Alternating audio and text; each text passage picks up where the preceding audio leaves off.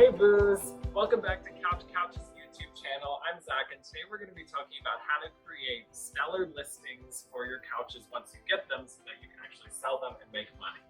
Have you ever seen a listing, we have seen many, where we try to click on it because it looks promising, but then there are no extra photos of it, the lighting's terrible, and so we pass up on it. And it's the same when you're trying to sell the couches. You want people to be able to see it clearly and to know what you're selling in the description. So today's video is hopefully helpful for people who are starting off doing couch flipping and want to know some tips and tricks of how to create a engaging listing that will actually sell your items. Stay tuned.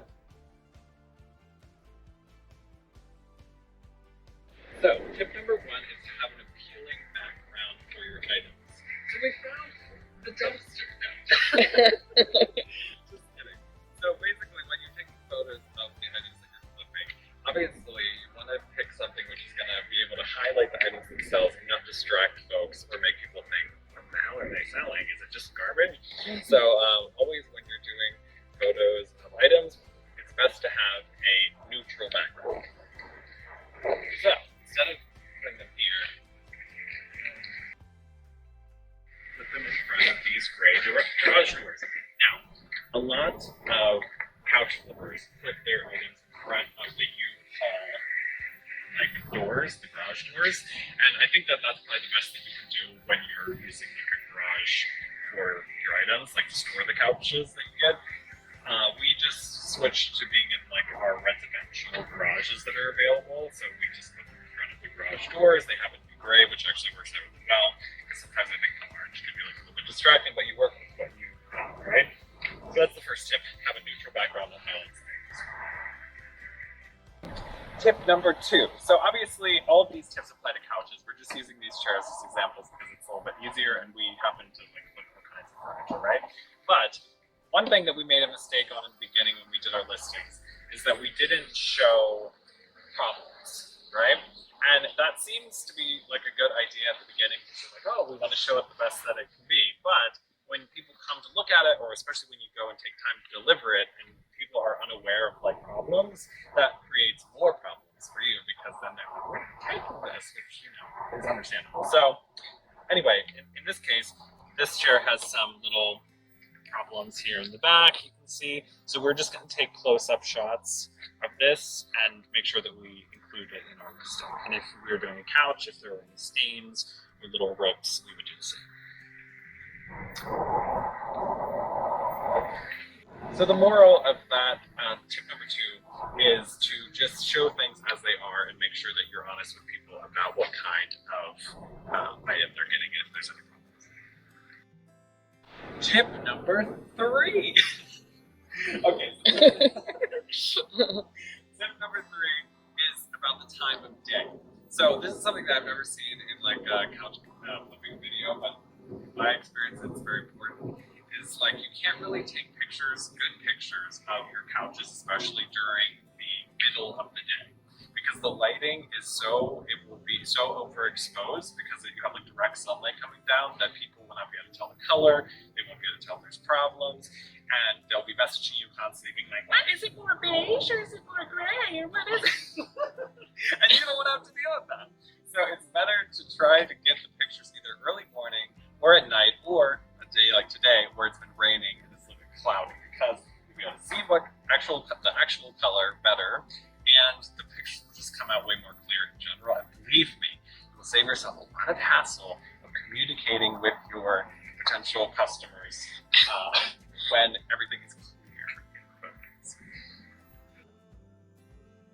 Okay, so once it's the right time of day and you have good lighting, you're ready to take the photos. Now, there are several different photos that we always take, like to make it sort of standardized, that help us sell them. So the first one is the hero shot, which is the shot that people are going to see when they're looking at all listings, and hopefully that one will catch their eye so that they click on it and they see more photos. So this is the most important one. What we have found is that the best picture for that is straight on. So we would take it from like where Brittany is filming me, and I'm standing here, just a straight on shot of the sofa. And then the next thing is a shot from the right hand side, so you can see the right arm, the silhouette, and so basically people want to see this because it shows what the silhouette looks like. If it has a different kind of arm, you'll be able to see if it curves, if it's a track arm, things like that. And then the same exact thing on the other side. And then a lot of times the back of sofas can be messed up, and so we always show the back to show like it's not messed up, it looks good. And then other detail shots that we always do, I already mentioned that you want to show any problems, but conversely, you also want to show that there aren't problems if there aren't. And one of the most problem areas on sofas is the arms. Because cats and dogs love to get their little paws on the arms. So if the arms look good, then you can show them and make sure that people see like a close-up of the arms to see that there's no problems with it. Now, just to finish off, in this case, we have a little bit of discoloration on this arm, so we would just get a close-up shot of this so folks know that this one has a little bit of discoloration, and then we'd be ready to list. So that's tip number 4. Final tip number 5 is measurements. So, once you have all the pictures and you're ready to list the item, you need to have the measurements, because what will all of the people say as soon as you list it if you don't have them? Oh, I don't see the measurements. Can you give me the measurements? Will this fit in my house? So, to avoid all of those messages, you want to have really good measurements, and I'll show you which measurements to take. So, the first one that you want to get is the length, which is just obviously across this way, and you can see how long it is. Usually that's the thing that people are most interested in because it will determine whether or not it's going to fit their space. A lot of people also care about the width of the piece, or the depth, whatever you want to call it, because they want to see if it's going to come out too far into the space. And then the height is another one that you want to look at. People don't usually care that much about this one, but it's good to have it in the listing as well. And then the last one that people sometimes are looking for is seat depth, which just means how much seat is there to sit on. Because some people like deep seat depth, some people like more shallow, depends on like what their posture is and things like that. So that's another one that we do. So I hope that these 5 tips were super helpful for everyone, and we would love to get any tips in the comments. If you do flip furniture or flip couches, how do you make your listings stand out? How do you take good pictures of your products? Make sure the measurements are correct. Do you take any measurements that you don't, that you have any questions about from people who are buying them?